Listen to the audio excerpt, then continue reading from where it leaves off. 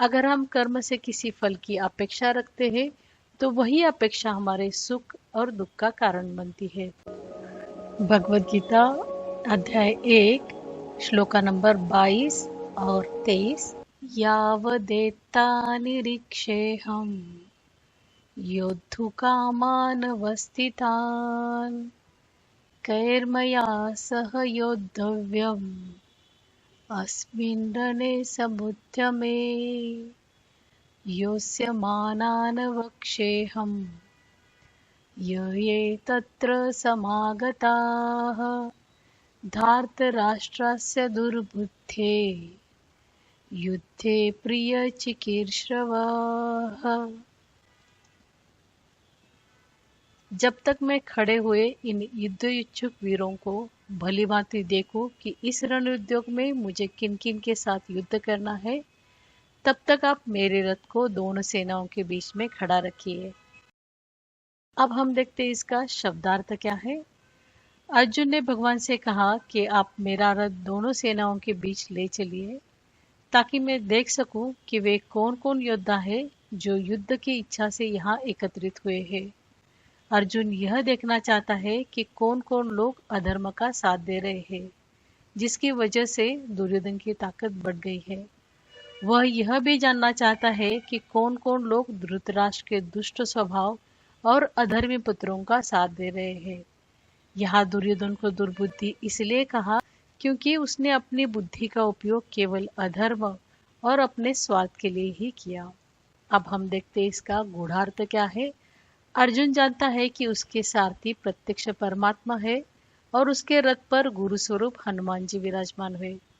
ये होते हुए भी उसे यह सोचना चाहिए कि मैं धर्म के मार्ग पर चल रहा हूँ और मुझे धर्म के लिए युद्ध करना है। लेकिन उसके विपरीत वह भगवान को आदेश दे रहा है युद्ध करना या ना करना, और किसके साथ करना इसका निर्णय मैं करूँगा। यह उसके कर्तापन और अहम को दर्शाता है। अर्जुन युद्ध को धर्म की दृष्टि से नहीं बल्कि अपनी पसंद नापसंद और भावना की दृष्टि से देख रहा है। अब हम देखते हैं इसका संबंध क्या है। इस श्लोक का संबंध पिछले श्लोक से है, जहां अर्जुन धनुष्य उठाकर भगवान श्री कृष्ण से कहता है कि हे अच्युत, आप मेरे रथ को दोनों सेनाओं के बीच खड़ा रखिए। अब हम देखते हैं इसका निष्कर्ष क्या है। अगर हम अपने कर्म को राग द्वेष यानी अपनी पसंद नापसंद के आधार पर तय करेंगे तो अंततः हमें भावनात्मक टूटन का सामना करना पड़ेगा। इसलिए कर्म को कर्तव्य की दृष्टि से करना चाहिए, न कि अपनी भावनाओं की पसंद नापसंद के अनुसार। अगर हम कर्म से किसी फल की अपेक्षा रखते हैं तो वही अपेक्षा हमारे सुख और दुख का कारण बनती है। इसलिए बिना राग द्वेष और बिना किसी स्वार्थ की इच्छा से कर्म करना ही हमारे लिए सबसे आवश्यक और कल्याणकारी है। इसी को शास्त्र में निष्काम भाव कहा है।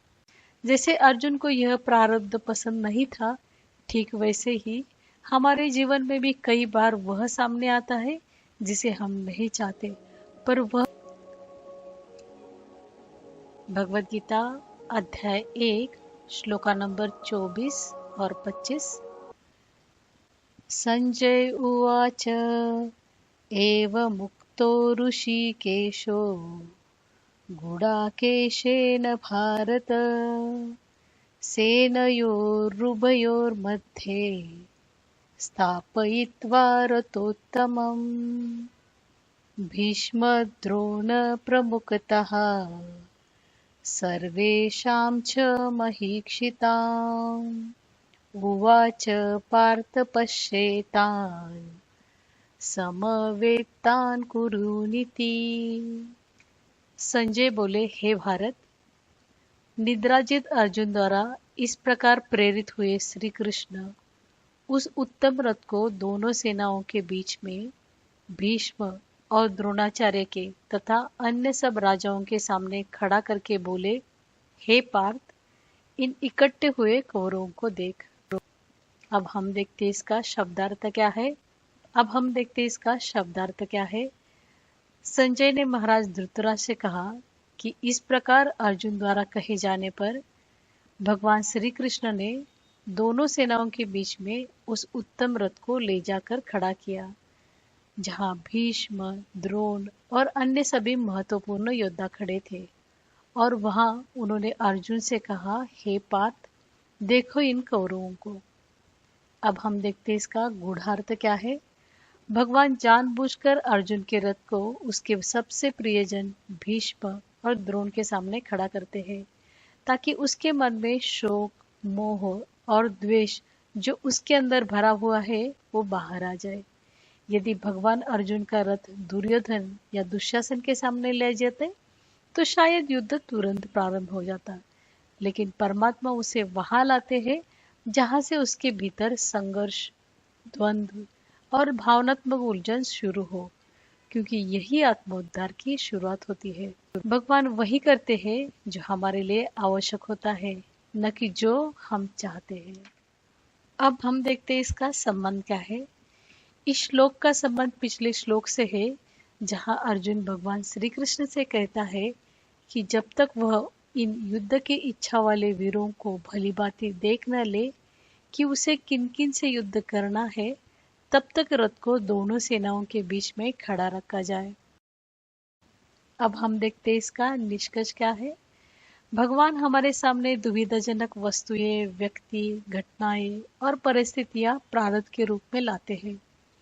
जैसे अर्जुन को यह प्रारब्ध पसंद नहीं था, फिर भी वही उसके उद्धार के लिए आवश्यक था।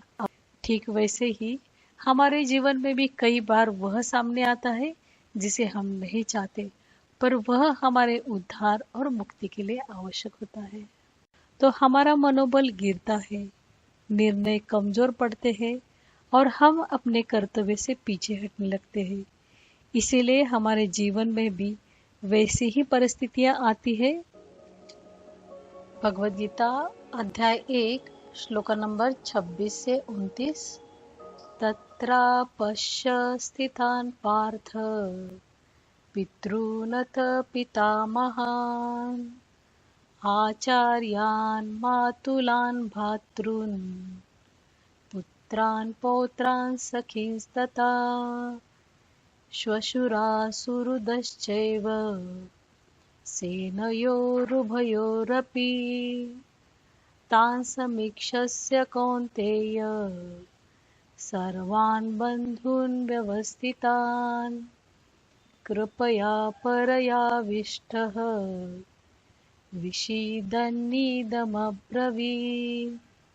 अर्जुन उवाच दृष्टवेम स्वजनं कृष्ण युयुत्सं समुपस्थितं सीदन्ति मम गात्राणि मुखं च परिशुष्यति वेपुतश्च शरीरे मे रोमहर्ष च जायते।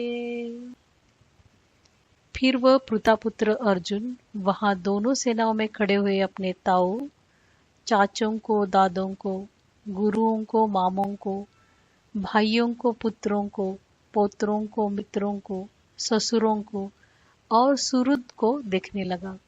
वहां उन सभी कुटुंबियों को खड़े हुए देखकर अत्यंत करुणा से घिरकर वह कुंती पुत्र अर्जुन शोक करता हुआ इस प्रकार कहने लगा, हे कृष्ण, सामने खड़े हुए युद्ध इच्छुक स्वजन समुदाय को देखकर मेरे अंग शिथिल हो रहे हैं, मुख सूख रहा है, मेरे शरीर में कंप और रोमांच होते हैं। अब हम देखते हैं इसका शब्दार्थ क्या है। युद्ध भूमि में अर्जुन केवल शत्रु नहीं देख रहा, बल्कि अपने और अपनों को देख रहा है, जिसके साथ उसने जीवन जिया। अब वही उसके सामने खड़े हैं युद्ध के लिए। उसकी दृष्टि युद्ध से नहीं, रिश्तों से उलझी है। उसके हाथ में धनुष है, पर मन भावनाओं से भरा है। भगवान जानबूझकर उसे ऐसी स्थिति में रखते हैं जहां उसकी सारी छुपी भावनाएं, शोक, मोह और द्वेष बाहर आ जाए। अब हम देखते हैं इसका गूढ़ार्थ क्या है। अर्जुन युद्ध को कर्तव्य कर्म के रूप में नहीं, बल्कि अपने शत्रु और मित्र इन संबंधों की दृष्टि से देख रहा है। जबकि उसे युद्ध को क्षत्रिय का कर्तव्य कर्म समझकर करना चाहिए था, न कि अपने संबंधों को देखकर। इसी कारण उसके अंगों का शिथिल होना, मुख का सूखना और शरीर का कांपना, यह सब प्रतिक्रिया उसकी भीतरी अस्थिरता और मोह के गहरे प्रभाव को दर्शाती है।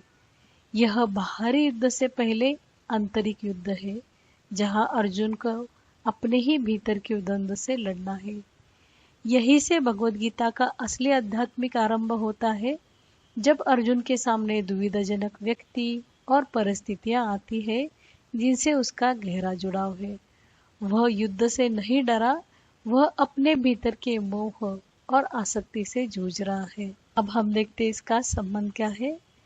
इस श्लोक का संबंध पिछले श्लोक से है, जहां संजय महाराज धृतराष्ट्र को बता रहे हैं कि भगवान श्री कृष्ण ने अर्जुन के रथ को दोनों सेनाओं के बीच भीष्म और द्रोणाचार्य और अन्य सभी राजाओं के सामने खड़ा किया और कहा, हे पार्थ, इन एकत्रित हुए कौरवों को देख। अब हम देखते हैं इसका निष्कर्ष क्या है। जब अर्जुन ने अपने ही संबंधियों को युद्ध भूमि में देखा, तो उसकी दृष्टि कर्तव्य से हटकर संबंधों के मोह में उलझ गई और उसका मन विचलित हो गया। इसी तरह जब हम जीवन में अपने कर्तव्यों को भावनाओं, रिश्तों और निजी जुड़ाव की दृष्टि से देखने लगते हैं, तो हमारा मनोबल गिरता है, निर्णय कमजोर पड़ते हैं और हम अपने कर्तव्य से पीछे हटने लगते हैं। इसीलिए हमारे जीवन में भी वैसी ही परिस्थितियां आती है जो हमारे भीतर छिपी कमजोरियों को उजागर करती है, ताकि हम उन्हें पहचान सके। ये परिस्थितियां कोई संयोग नहीं होती, बल्कि हमारे प्रारब्ध और भगवान की कृपा का अद्भुत संगम होती है, जो हमें भीतर से जागरूक करने के लिए होती है। आपको ये वीडियो पसंद आया हो तो लाइक करें, शेयर करें और चैनल को सब्सक्राइब करें, ताकि अगले जो श्लोक है आपसे मिस ना हो। Thank you.